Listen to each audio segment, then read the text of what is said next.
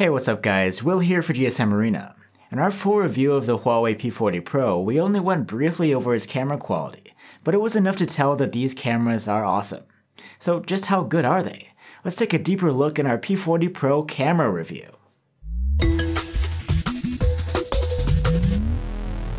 The P40 Pro has a quad camera setup that's quite an improvement over last year's. There's a 50 megapixel quad Bayer main camera, a 40 megapixel quad Bayer ultra-wide cam, a 12 megapixel 5x periscope zoom lens, and a TOF camera. Both the main cam and the telephoto have an RYYB color filter. This captures more light than traditional RGGB ones. Shots from the main cam come out in 12.5 megapixels, and daylight scenes look excellent. There's a high level of detail, even in complex areas, no visible noise, and amazing dynamic range. This camera uses a much larger sensor than what the resolution alone may suggest.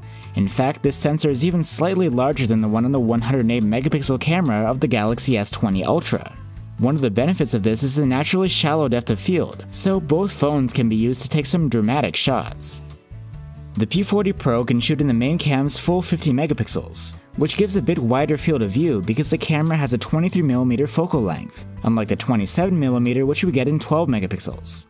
However, this mode doesn't give you any benefit detail-wise, and these photos are actually a bit soft. If you'd like an even wider field of view, then you can switch to the ultra-wide camera. These 10 megapixel photos come out with excellent resolve detail, impressive dynamic range, and accurate colors. This is hands down the best ultra-wide we've seen quality-wise this year, but the field of view is more narrow than what you get out of the Galaxy S20 Ultra or iPhone 11 Pro. The P40 Pro's ultra-wide camera has autofocus, so you can use it to take close-up macro shots. These come out looking quite nice. The 12 megapixel zoom lens has a native 5x zoom, and these are also really impressive. They have balanced sharpness, excellent detail, wide dynamic range, and low noise. Comparing at 5x zoom, these are much better than what you can get quality-wise from either the P30 Pro or the Galaxy S20 Ultra. Beyond 5x, you can use hybrid zoom. 10x zoomed images look decent, but beyond that you really start to see diminishing quality. The maximum zoom you can achieve here is 50x. Portraits are taken with the main camera together with the TOF. These are among the best portraits we've gotten out of a smartphone. Colors and sharpness are balanced. Edge detection is quite accurate, even around stray hair, and the defocused backgrounds look quite convincing. This is true when taking portraits of inanimate objects too, even complex ones. Let's move to low-light performance. Photos taken at nighttime with the main camera are great. They have a high level of detail, balanced exposure, good colors, very low noise, and spot-on sharpness. We generally like these shots better than those from the iPhone 11 Pro. But the S20 Ultra beats the P40, even if it's by a whisker. It takes some bright and sharp images, but they are also noisier than the P40's. If you turn on the P40 Pro's night mode, the main benefit is that more detail is revealed in the shadows, but there is no change in the already excellent highlights. There's no improvement to be had in terms of detail or noise. We even had some photos come out softer, so we think the 4 or 5 second wait for night mode is hardly worth it. With night mode on, the S20 Ultra still has the edge over the P40, and this time noise is pretty well covered up. Nighttime photos from the P40 Pro's ultra-wide cam are excellent, just as great as those from the main cam. They're sharp, detailed, and noise-free. Colors look nice too. As we saw with the daylight stills, the P40 Pro's ultra-wide camera blows away the competition at night. Turning on night mode results in a brighter, yet dramatically softer photo with less detail. We'd really recommend against using night mode with this camera. If you switch to 5x zoom at night, the results are usable, but not as high quality as that from the other two cameras. There's good detail, but the exposure is pretty dark, and colors are a bit off. Here is where night mode shines. It works wonders at brightening up the whole picture, improving the detail, and adjusting the colors. The P40 Pro's telephoto doesn't have as bright an output as the S20 Ultra, but the P40s are sharper and have more detail. Now let's talk selfies. The P40 Pro has a 32 megapixel front-facing selfie camera, which shoots in its native resolution. There's also a secondary IR depth camera to help with portraits. Selfies are excellent in quality, with good detail and pleasant contrast and colors. The dynamic range is wide, and since there is autofocus, you get consistently usable photos.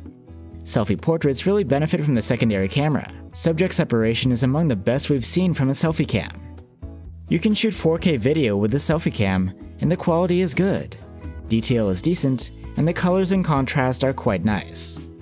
4K videos taken with the main camera at 30 FPS have very good detail, wide dynamic range, and mostly accurate colors. The ultra-wide camera's videos are similar in quality to the ones from the primary cam, but the colors are rendered slightly differently. The 4K 30 footage is sharp, with good contrast and great dynamic range. The clips from the telephoto camera are quite nice. You can record in up to 4K at 30 FPS, and both dynamic range and contrast are great. Sharpness is good, but not great. The P40 Pro has 3 microphones, and in addition to stereo sound capture, the phone also supports audio zoom. When you zoom in the video, the audio also intensifies.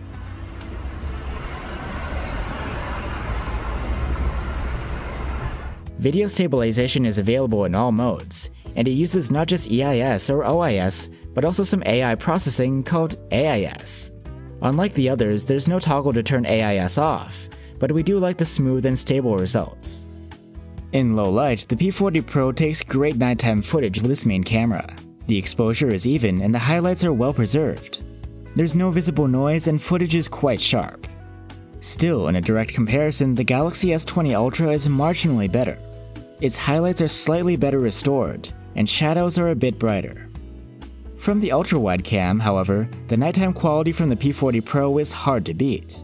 But outside the context of ultra-wides, it's nothing spectacular, even though Huawei has branded this as a video-centric camera. And finally, the P40 Pro also supports a crazy 7680 FPS super slow motion capture in 720p. The actual recording takes place in 1920 FPS, and the in-between frames are interpolated, but still you get a really impressive 256 times slowdown. So there you have it guys, the P40 Pro did an incredible job in pretty much every category we tested. The nitpicks we had were few and far between, and camera-wise this is one of the best devices we've seen yet. If you're looking for a camera phone, you should definitely consider the P40 Pro. But before you decide whether it's the right device for you, check out our full review, which takes a look at some of the phone's other aspects. Thanks for watching, stay safe, and see you on the next one.